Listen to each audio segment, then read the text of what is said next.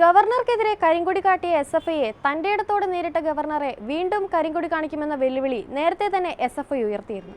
ഈ സാഹചര്യത്തിലാണ് നാളെ കാലിക്കറ്റ് യൂണിവേഴ്സിറ്റിയിലെത്തുന്ന ഗവർണർക്കെതിരെ വീണ്ടും എസ്എഫ്ഐ പരസ്യ വെല്ലുവിളി ഉയർത്തിയിരിക്കുന്നത്. കാലടി സംസ്കൃത സർവകലാശാലയുടെ മുഖ്യ കവാടത്തിലാണ് ഗവർണർ ആരിഫ് മുഹമ്മദ് ഖാനെതിരെ എസ്എഫ്ഐയുടെ ബാനർ ഉയർന്നത്. ശാഖയിലെ സംഘിസം സർവകലാശാലയിൽ വേണ്ട ഗവർണറെ എന്നാണ് ബാനറിലെ വാചകം. സംസ്ഥാനത്തെ സർവകലാശാല ക്യാമ്പസുകളിൽ ഗവർണറെ കാലുകുത്താൻ അനുവദിക്കില്ലെന്നാണ് എസ്എഫ്ഐയുടെ വെല്ലുവിളി. എന്നാൽ എസ്എഫ്ഐയോടുള്ള വെല്ലുവിളി എന്ന നിലയ്ക്ക് തന്നെയാണ് കാലിക്കറ്റ് സർവകലാശാലയിലേക്ക് വരാനുള്ള തീരുമാനം ഗവർണർ എടുത്തത്. ഇവിടെ ഗവർണർ ആദ്യം താമസിക്കാൻ നിശ്ചയിച്ചിരുന്ന സ്ഥലം മാറ്റുകയും സർവകലാശാല ഗസ്റ്റ് ഹൗസിൽ താമസിക്കാൻ അദ്ദേഹം തീരുമാനിക്കുകയും ചെയ്തിരുന്നു. ഇങ്ങനെ ഇരു വിഭാഗവും വിട്ടുവീഴ്ചയില്ലെന്ന നിലപാടിൽ മുന്നോട്ട് പോകുന്ന ഘട്ടത്തിലാണ് കാലടിയിൽ ഗവർണറെ രൂക്ഷമായി വിമർശിക്കുന്ന ബാനർ ഉയർന്നത്. ക്യാമ്പസുകളിൽ കാലുകുത്താൻ അനുവദിക്കില്ലെന്ന എസ്എഫ്ഐ നേതാക്കളുടെ പ്രസ്താവന തനിക്കെതിരെയുള്ള നീക്കമാണെന്ന് ചൂണ്ടിക്കാട്ടി ഗവർണർ ആരിഫ് മുഹമ്മദ് ഖാൻ സംസ്ഥാന പോലീസ് മേധാവിക്ക് കത്ത് നൽകിയിട്ടുണ്ട്.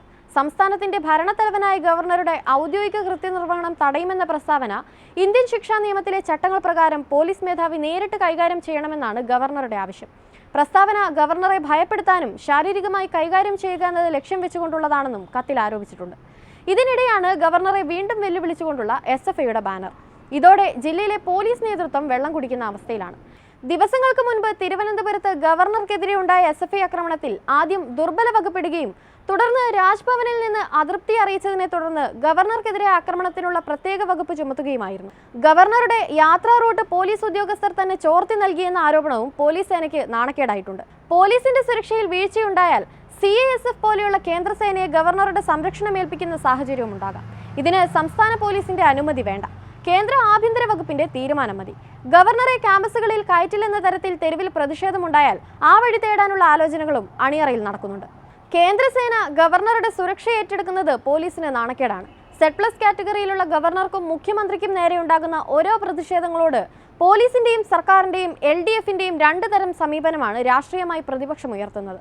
നവകേരള യാത്രയ്ക്ക് നേരെ KSU യൂത്ത് കോൺഗ്രസ് പ്രവർത്തകർ നടത്തിയ പ്രതിഷേധം അവരിൽ മാത്രം ഒതുങ്ങി നിൽക്കുന്ന സ്ഥിതിയായിരുന്നു.